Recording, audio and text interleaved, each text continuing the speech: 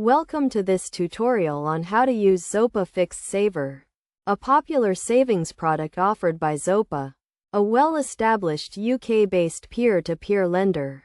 To get started, you need to be a UK resident, have a UK bank account, and be at least 18 years old.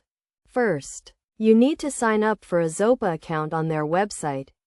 This involves providing some basic personal and financial information and verifying your identity. Once your account is set up, you can log in and click on the Fixed Saver option to begin the application process.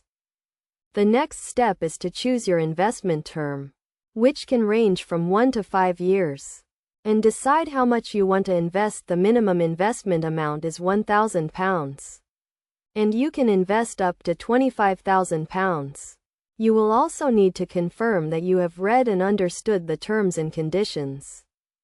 After you have made your investment, your money will be lent to borrowers, and you will start earning interest. The interest rate is fixed for the term of your investment, which means you know exactly how much you will earn. You can track the performance of your investment online, and you will receive regular updates. It is essential to note that your investment is not covered by the Financial Services Compensation Scheme, which means your capital is at risk. However, Zopa has a provision fund in place to help protect your investment. To get your money back, you will need to wait until the end of the investment term. If you need to access your money early, you may be able to sell your investment to another Zopa investor, but you may get back less than you invested.